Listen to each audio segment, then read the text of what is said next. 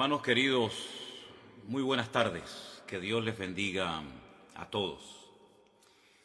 No sé cuántos verán esta retransmisión, porque no la he anunciado, pero son tantas las llamadas, son tantos los hermanos que se están poniendo en contacto conmigo a través de Facebook, del correo electrónico, de llamadas, preguntándome por el tema de Israel, que yo, si me permite, me veo un poco en la obligación de hacer esta retransmisión.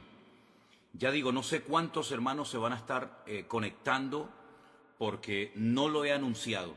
El Señor ha puesto en mi corazón que ahora mismo entre en directo y veo que se están conectando muchos hermanos. Si quieren avisar a los hermanos, a los contactos que ustedes tienen, pues como ustedes sientan en su corazón.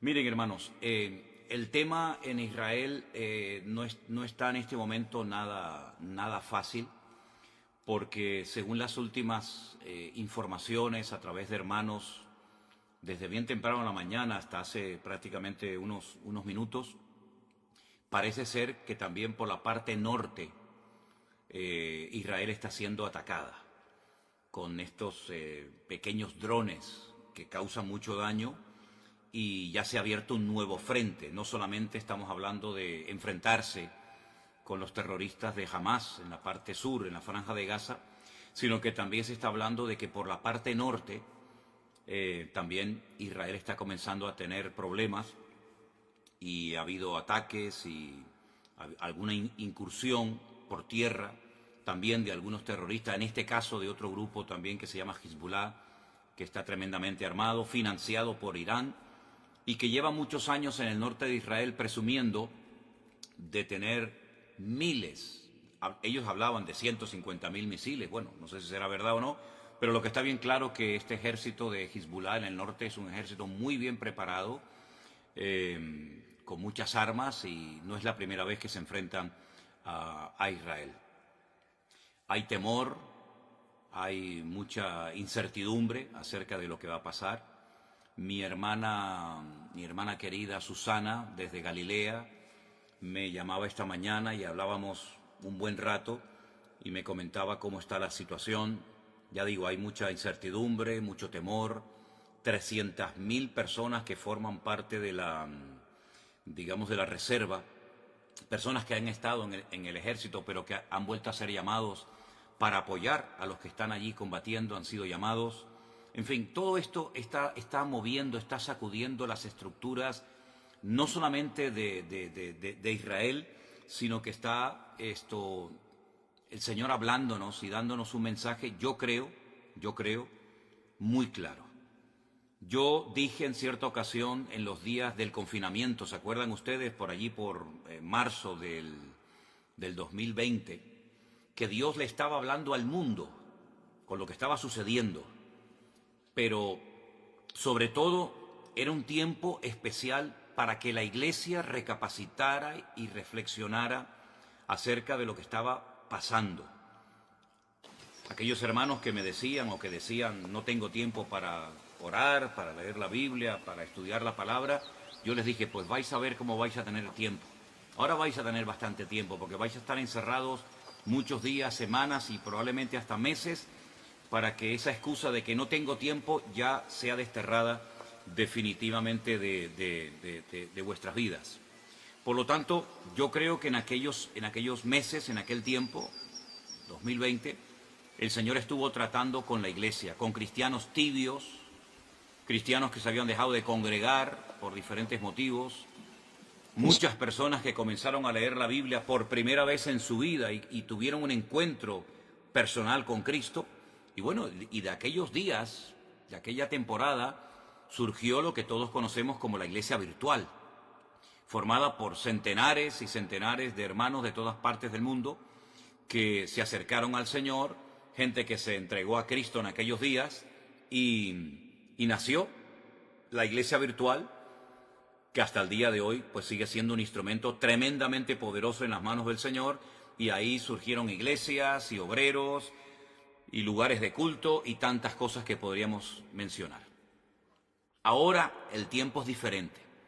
Ahora nosotros, por lo menos en esta parte del mundo, no estamos encerrados, pero sí están encerrados en sus hogares los habitantes de Israel, que no pueden salir a las calles, no pueden ir los chicos a estudiar a la escuela, no pueden las personas ir a trabajar a sus trabajos porque el país está en guerra.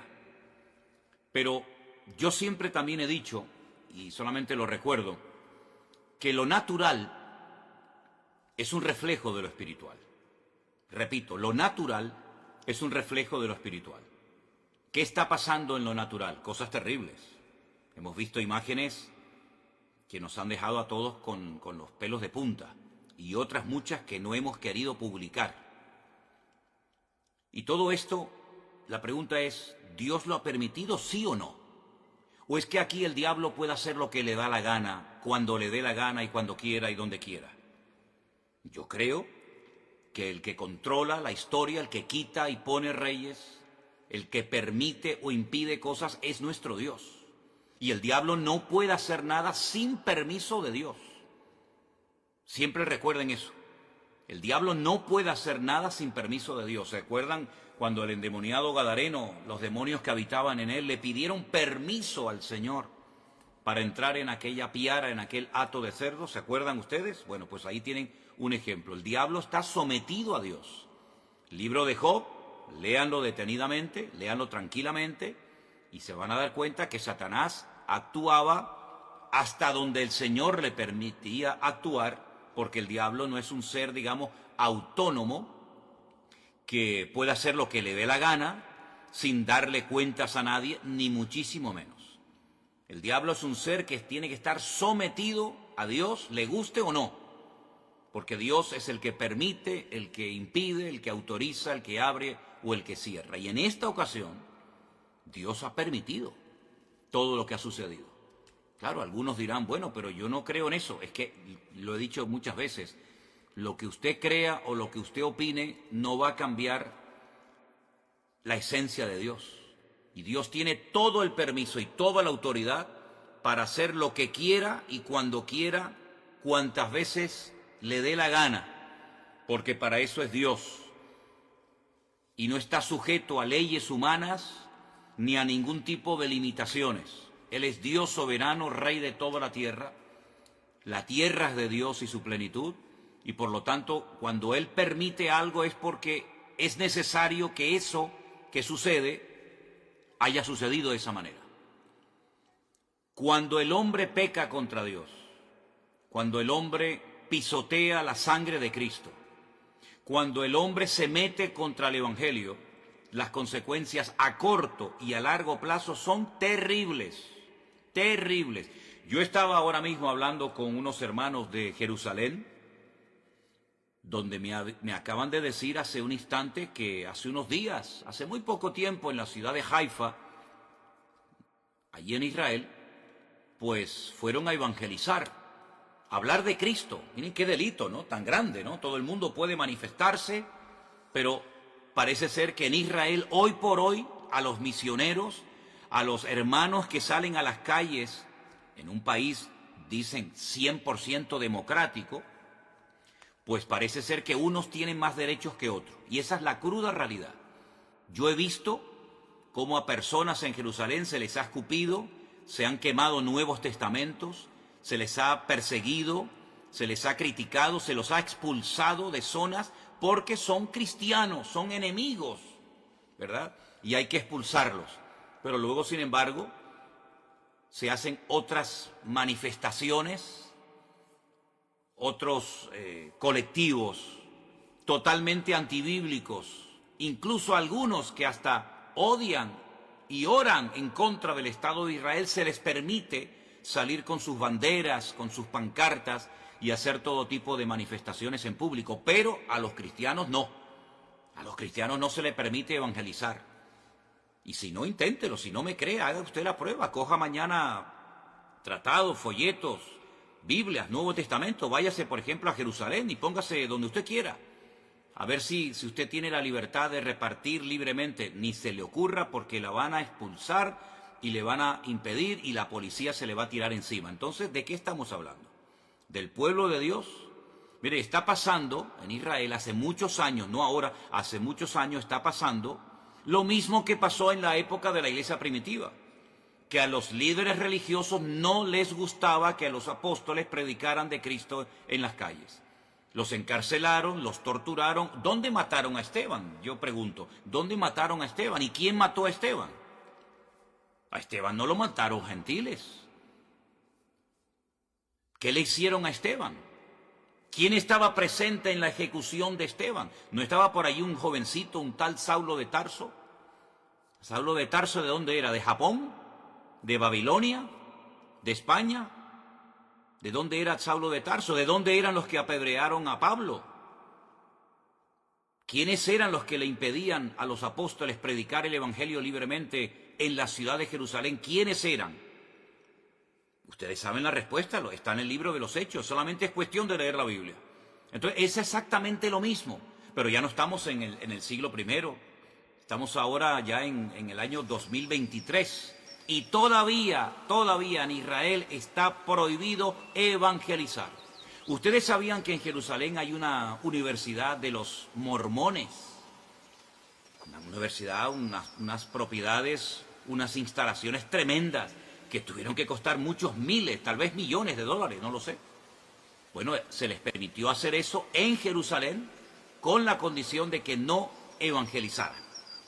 Porque ustedes saben perfectamente que los mormones salen por ahí a repartir sus folletos, a evangelizar. Bueno, no lo pueden hacer, no lo pueden hacer. Entonces, no me vengan a mí ahora que Dios tiene que respaldar y tiene que bendecir y tiene que apoyar a un pueblo que prohíbe la predicación del Evangelio, que prohíbe la predicación del Mesías en el cual creemos los cristianos. Nadie está obligado a creer en el Mesías de los cristianos, nadie está obligado, pero se supone que en un país libre, en un país democrático, uno puede hablar de lo que quiera, se supone. Como también en la democracia en España se supone que se pueden decir y hacer ciertas cosas, pero a la hora de la verdad no es verdad, ¿verdad?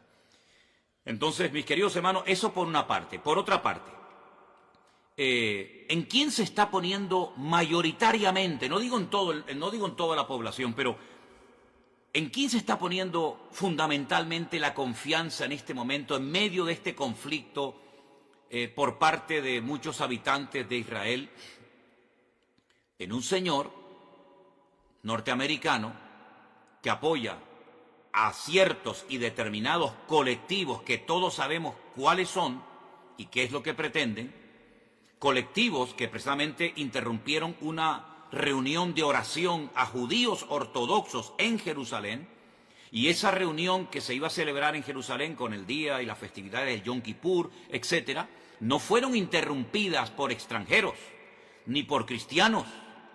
Fueron interrumpidas por judíos, habitantes de Israel, que se levantaron contra sus compatriotas a prohibirles que oraran, que leyeran la Torá, que hicieran teshuvá, y los que me están oyendo y son de allí sabéis a lo que me refiero, se les prohibió y se les expulsó.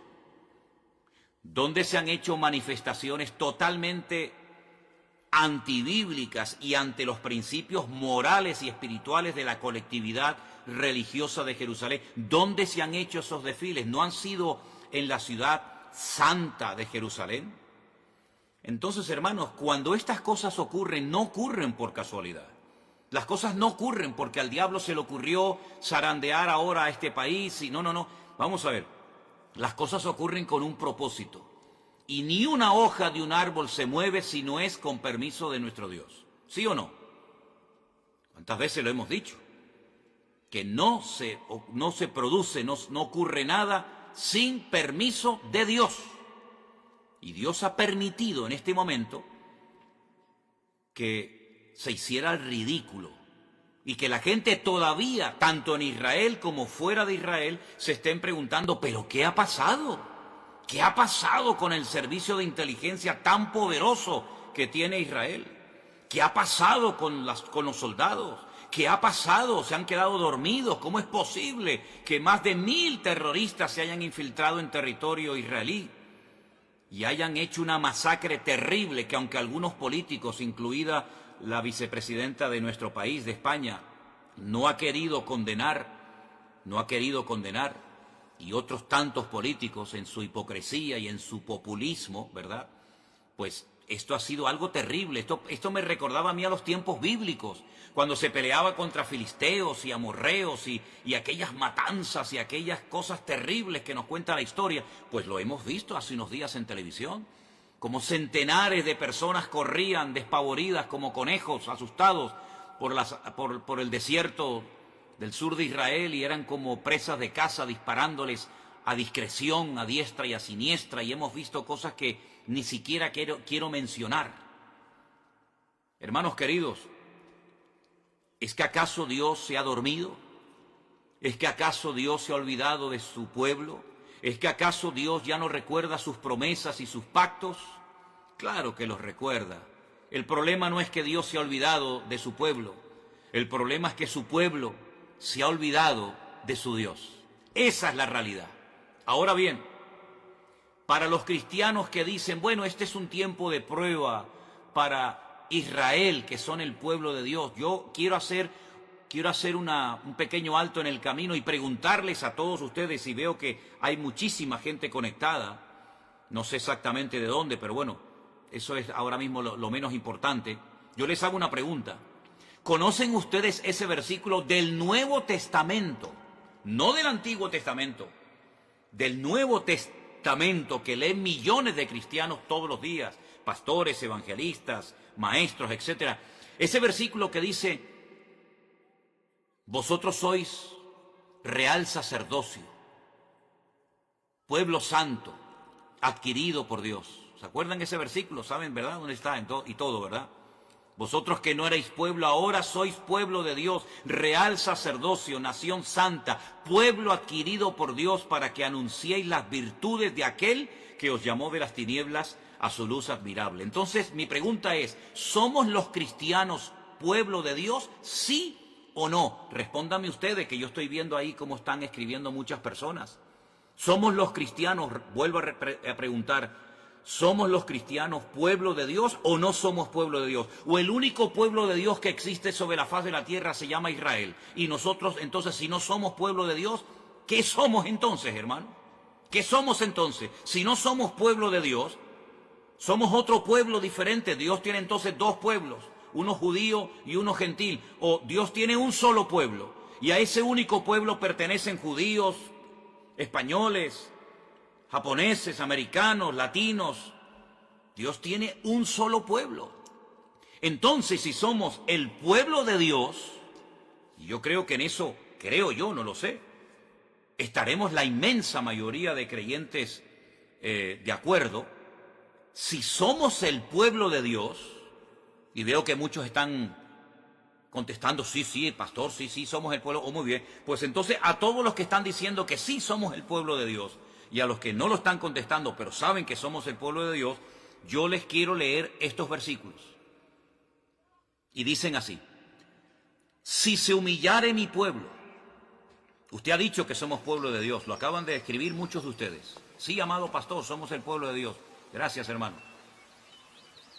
Si se humillare mi pueblo, sobre el cual es invocado mi nombre, y oraren, y buscaren mi rostro, y se convirtieren de sus malos caminos, entonces yo oiré desde los cielos y perdonaré sus pecados y sanaré su tierra. Vuelvo a hacer la pregunta de antes: ¿somos los cristianos hijos de Dios y pueblo de Dios, sí o no? Sí, ¿verdad?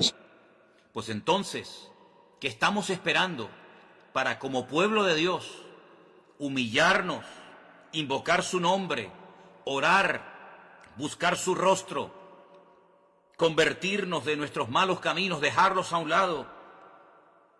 ¿Qué estamos esperando, hermanos queridos? Sí, ya veo que saben el versículo, dónde está y todo.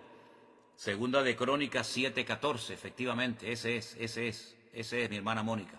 Segunda de Crónicas 7:14. Pues si somos el pueblo de Dios, seamos coherentes con lo que decimos, porque es una incongruencia decir somos pueblo de Dios para lo que nos interesa, y ahora que está viniendo la hora de prueba a todas las naciones de la tierra, decir, no, no, eso ahora es para los judíos. Entonces, ¿en qué quedamos? ¿Somos o no somos el pueblo de Dios? No seamos hipócritas, no seamos fariseos, no seamos pueblo de Dios para las promesas y para los privilegios y para las bendiciones, y después resulta que no somos pueblo de Dios cuando viene la ira de Dios, cuando viene la justicia de Dios, etcétera, etcétera, etcétera. Hay un mensaje muy bonito que el Señor le da a una de las iglesias que son mencionadas en el libro del Apocalipsis. Y dice lo siguiente: yo conozco tus obras, he aquí que he puesto delante de ti una puerta abierta, la cual nadie puede cerrar, porque aunque tienes poca fuerza, has guardado mi palabra y no has negado mi nombre. ¿Qué le parece? Por cuanto has guardado la palabra de mi paciencia, yo te guardaré de la hora de la prueba que ha de venir sobre el mundo entero. Ahora les digo dónde estoy leyendo.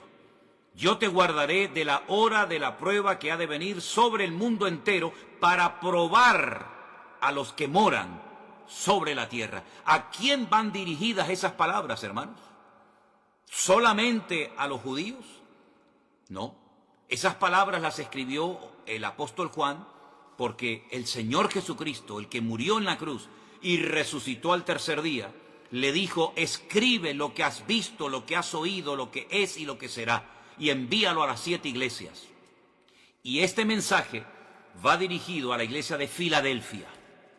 Yo sé que en España la iglesia de Filadelfia son las iglesias de los hermanos gitanos, pero la iglesia de Filadelfia era una congregación que existía hace 2000 años en la zona de Turquía, de Asia Menor, y fueron palabras dirigidas por Cristo a una iglesia, a su pueblo. Apocalipsis capítulo 3, del versículo 7 en adelante. Yo te guardaré de la hora de la prueba que ha de venir sobre el mundo entero para probar a los que moran sobre la tierra. He aquí yo vengo pronto, retén lo que tienes para que ninguno tome tu corona. ¿Qué le parece? Somos el pueblo de Dios, ¿verdad? Muy bien.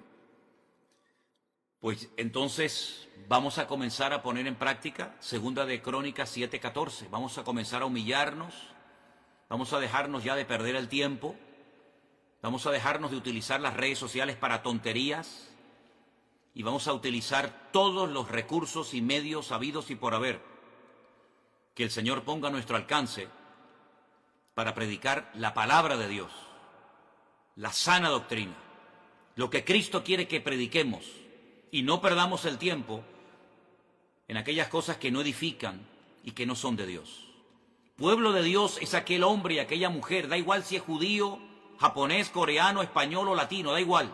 Pueblo de Dios es todo aquel hombre y toda aquella mujer que ha sido, voy a utilizar un término bíblico, lavado, comprado, redimido por la sangre de Jesucristo. Esos son el pueblo de Dios.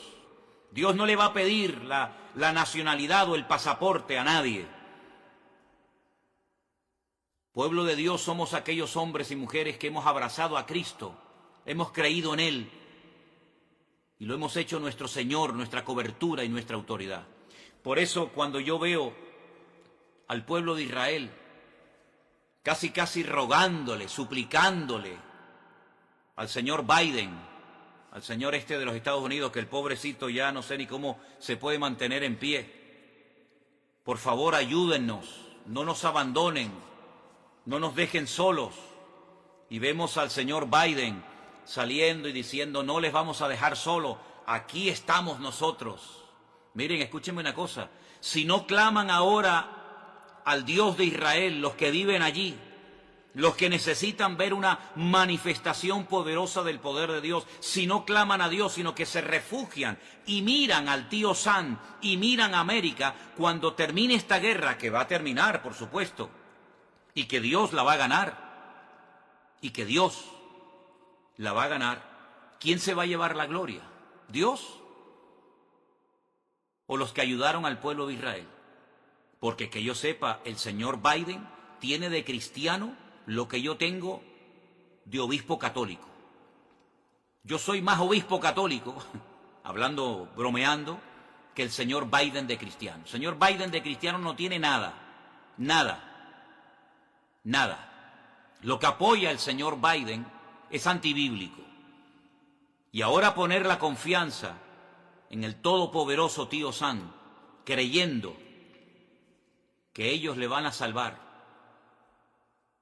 Qué error histórico tan grande está volviendo a cometer, y con todo el dolor de mi alma tengo que decir, qué dolor tan grande me produce que el pueblo de Israel, el pueblo de la Biblia, el pueblo de las promesas, el pueblo de los apóstoles, el pueblo del Mesías verdadero, el pueblo de los profetas, tenga que mirar al hombre, cuando la palabra de Dios dice, maldito el hombre que confía en el hombre.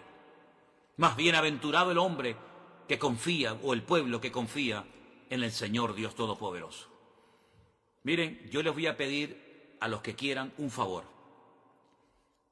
Yo voy a pedirles que ustedes lean detenidamente el capítulo 14, el capítulo 15 y el capítulo 16 de Segunda de Crónicas. Repito, capítulo 14, capítulo 15 y capítulo 16 de Segunda de Crónicas. Lean detenidamente el reinado del rey Asa, hijo de Abías. Lean detenidamente, y parece que estamos leyendo el periódico de hoy. Yo voy a hablar, Dios mediante, el domingo, en el culto que vamos a retransmitir por la tarde desde nuestra iglesia aquí en Santa Cruz de Tenerife. Voy a hablar de estos capítulos y de este personaje, porque se vuelve otra vez a repetir la historia. Mira, cuando un creyente, pastor, profeta, evangelista, me da igual, porque usted sabe que hoy en día hay algunos en el ministerio que si no dicen lo que son, el doctor, el apóstol, como que se sienten mal, porque su identidad no se la da Cristo, su identidad se la da el cargo, su identidad se la da lo que hacen. Soy el presidente de la denominación tal, soy el director. Bueno, ustedes saben que siempre hay este tipo de personas. Mire, si esas personas con cargos, con autoridad, confían más en el poder de su denominación, o tienen más confianza en su economía, en su patrimonio, que en Dios, están totalmente perdidos, están totalmente ciegos. Y mucha parte del pueblo de Dios, y ya les he dicho quién es el pueblo de Dios, y si no, dele para atrás cuando termine esta intervención que estoy haciendo en esta tarde, cuando usted se pregunta en quién estoy poniendo mi confianza, pues ¿en quién? ¿Es quién estamos poniendo nuestra confianza? ¿En Dios? ¿En su palabra? ¿En sus promesas? ¿En los hombres? Mire, solamente le voy a leer un versículo de Segunda de Crónicas 14:11. Escúchelo bien. Oh Señor, para ti no hay diferencia. No hay diferencia alguna en dar ayuda al poderoso o al que no tiene fuerzas. Ayúdanos, oh Señor Dios nuestro, porque en ti nos apoyamos y en tu nombre venimos contra este ejército. Oh eterno Dios, tú eres nuestro Dios, que no prevalezca contra ti el hombre. Segunda de Crónicas, capítulo 14, verso 11. Ay, Señor, bendito sea tu nombre, si ahora mismo el representante de Israel, sus ministros, etcétera, sus líderes políticos y religiosos, hicieran en público en los canales de televisión, que pueden hacerlo sin ningún problema. Ahora mismo llaman a los distintos canales de televisión, mensaje nacional, proclamación de ayuno y de oración. Y voy a hacer la oración bíblica que hizo el rey Asa en un momento de su vida, antes de que se torciera. Oh Señor, para ti no hay diferencia alguna en dar ayuda al poderoso o al que no tiene fuerza. Ayúdanos, Señor Dios nuestro, porque en ti nos apoyamos. Hoy no puede decir eso Israel. Hoy no lo puede decir. No se están apoyando en el Dios de Israel, se están apoyando en otras cosas, en otras personas. Maldito el hombre que confía en el hombre. Bueno, pues, si hicieran esta oración desde lo más profundo de su corazón, el problema ya está resuelto. Ya estaría resuelto en 5 minutos. Se acabó. Olvídense de Hezbolá, olvídense de los misiles, olvídense de los cohetes, olvídense de Hamás. Todo estaría solucionado en 5 minutos. Si el pueblo de Dios se humillara e hiciera, por ejemplo, esta oración. y que añadiera lo que quisiera, pero que por lo menos hiciera desde lo más profundo del corazón, en un genuino arrepentimiento, hiciera esta oración, el problema en este momento, allí en Oriente Medio, en Israel, ya estaría solucionado. Las 300.000 personas, muchos hermanos nuestros que están ahora mismo allí, con su fusil, dejando atrás a sus familias, a sus hijos, si se hiciera esta oración a nivel nacional, así como cuando se para el país, cuando hay ciertas y determinadas festividades y los que viven allí lo saben, y se bajan de los carros, se bajan de los coches y agachan la cabeza en señal de respeto y de reverencia, si ahora mismo se parara Israel delante de Dios, hiciera esta oración, los de Hamás saldrían corriendo y nunca más volverían a atormentar a Israel, nunca más. Los 100 y pico, y lo digo con mucho dolor, personas que están en este momento secuestradas, volverían caminando por su propio pie a la tierra santa de Israel. Y todo el mundo lo vería. Y las televisiones estarían allí en la franja de Gaza filmando cómo viene uno y el otro, y el padre y la mamá y el niño y las familias juntas vendrían caminando, cantando y adorando al Dios de los escuadrones de Israel. Si todo Israel se humillara delante de Dios, si la iglesia de Cristo se humillara ahora como pueblo de Dios que somos, esos 100 y pico personas que han sido vilmente secuestrados, volverían caminando y cantando. Se fueron llorando, sí, se fueron llorando, pero volverían con regocijo, glorificando a Dios, porque sus enemigos dirían, váyanse. ¿O no se acuerdan ustedes cuando fueron a atacar la casa del profeta Eliseo lo que pasó? ¿No se acuerdan? Ustedes lean la Biblia, hermanos. Lean la Biblia. Es increíble que al pueblo cristiano se le tenga todavía que pedir y suplicar. Lean la Biblia, pero es la cruda realidad. Si ustedes leen la Biblia van a encontrar, mis amados hermanos, que cuando fueron a atacar la casa del profeta Eliseo, un hombre que no estaba armado, un hombre que no era un soldado, era un varón de Dios, un profeta del Dios Altísimo. ¿Qué le pasó? ¿Qué le pasó a los que fueron a atacarlo? No pudieron hacerle nada. Y el profeta dijo, más son los que están con nosotros que los que vienen contra nosotros. Israel necesita urgentemente ver el cielo abierto y ver la gloria de Dios. Lo que Israel necesita, mis queridos hermanos, es ver la gloria del Dios de Israel, el Dios todopoderoso, el Dios que abrió el mar rojo, el Dios que mandó fielmente cada día el maná en el desierto, la roca eterna que le seguía, de la cual bebieron todos, el Dios que tantas veces se manifestó y que de tal manera amó a este mundo que dio a su Hijo unigénito, para que todo aquel que crea en Él no se pierda, mas tenga vida eterna. Está deseando sorprender al pueblo y que digan entre las naciones, grandes cosas ha hecho el Señor con estos. El Señor quiere llenar la boca de risa del pueblo de Dios, quiere traer regocijo, cántico, júbilo y alegría a su pueblo. Ahora está llorando, ahora está sufriendo, pero todo eso puede cambiar, repito, si el pueblo de Dios se humilla ahora mismo y le piden perdón a Dios por la idolatría, por los pecados terribles, por las abominaciones terribles que ha estado cometiendo y siguen cometiendo, por las blasfemias que han cometido, por el rechazo a los cristianos, creyéndose superiores a los demás, llamando Goyín, los Goyín, ¿verdad? Los perrillos, a los que no son como ellos. Ay, mis queridos hermanos, qué imagen impactante sería ver a esas criaturas que fueron llevadas cautivas, como se llevaron cautivos antaño a muchos judíos, por ejemplo, a Babilonia. Verlos volver caminando, cantando, alabando a Dios, cantando salmos, sería algo maravilloso. ¿Por qué no oramos en esta línea, hermanos? Israel no sabe qué hacer. Esa es la verdad. No saben qué hacer. ¿Entramos a Gaza o no entramos? Por tierra, por mar, por aire, ¿qué hacemos? Tienen seguramente muchas propuestas encima de la mesa, pero le falta la más importante. Orar a Dios, clamar a Dios y no poner la confianza ni en el señor Biden ni en lo que este Señor representa, porque no es un digno representante del reino de Dios, ni muchísimo menos. Lo que tiene que hacer este Señor es primeramente convertirse y dejar sus muchos pecados, que también los tiene. No es el instrumento de Dios para traer justicia y paz a la tierra, no. Para eso traemos al príncipe de la paz, que es nuestro Señor Jesucristo. No necesitamos tu ayuda, mi amigo. Con nuestro Dios nos sobra y nos basta. Pero, hermanos queridos, hasta que esto no suceda, correrán ríos de sangre y muchas personas perderán la vida innecesariamente.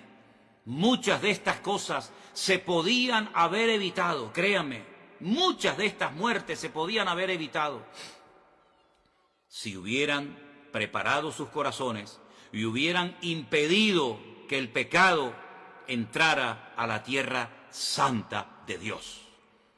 Pero se comportaron mal fuera cuando estaban fuera de la tierra, se han comportado muchos mal estando en la tierra, y ahora aquellos que quieren predicar las buenas nuevas del Evangelio se les prohíbe y se les persigue y se les humilla. Entonces, queridos, ¿qué les parece? Que Dios nos bendiga, que Dios nos ayude. Pensaba honestamente que, como no había anunciado nada, prácticamente nadie se conectaría a este tiempo en el que estoy compartiendo el sentir de mi corazón, y me he quedado realmente sorprendido de ver la cantidad de gente que se ha conectado. Que Dios les bendiga, y en vez de orar genéricamente por el pueblo de Israel, vamos a orar específicamente para que haya humildad, quebrantamiento de corazón, genuino arrepentimiento, para que el Señor traiga restauración a su tierra y veamos la gloria de Dios, que nos está haciendo mucha falta. Sí, también a nosotros necesitamos milagros, señales, prodigios. No puede ser que se esté hablando más de terroristas que de Cristo. No puede ser que los medios de comunicación gasten más saliva y más tiempo y más horas de programación dando pompa y publicidad a criminales y asesinos que al Evangelio del Señor Jesucristo. Están pisoteando a Cristo, están menospreciando a Dios y a su palabra. Pero nosotros, recordemos, somos la sal de la tierra y la luz del mundo.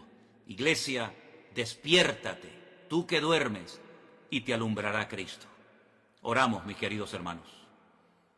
Padre amado, Padre celestial, Dios todopoderoso, gracias porque tu palabra es nuestra única fuente fidedigna de información. Tú eres nuestro único punto de apoyo en la vida. Vana es la ayuda del hombre. Si el Señor no edifica la casa, en vano trabajan los edificadores. Si el Señor no cuida de la ciudad, en vano vela la guardia. Señor, no es con espada ni con ejército, es con tu Santo Espíritu que se hace la obra de Dios. Señor, abre tu mano poderosamente y trae un espíritu de quebrantamiento a la iglesia, al pueblo de Dios a nivel mundial. Y que así como en aquellos días del confinamiento hace ya años, muchos se reconciliaron contigo, pero se han olvidado otros tantos de la misericordia de aquellos días, en esta sacudida vuelve a recordarnos a todos que separados de ti nada podemos hacer. Ten misericordia una vez más, Señor, y ayúdanos a despertar a esta cruda realidad. En el nombre de Jesús. Amén. Y amén. Dios les bendiga, queridos hermanos. Bendiciones para todos. Compartan esta reflexión que he compartido con ustedes en esta tarde, con sus amigos, con sus compañeros de trabajo, con todos los que puedan. Algunos se burlarán, otros dirán toda clase de cosas contra nosotros. Eso no nos preocupa lo más mínimo. Esta es nuestra obligación y nuestro deber, y aquí estaremos hasta que Dios lo permita. Dios les bendiga, mis queridos hermanos, y Shalom Lekulam.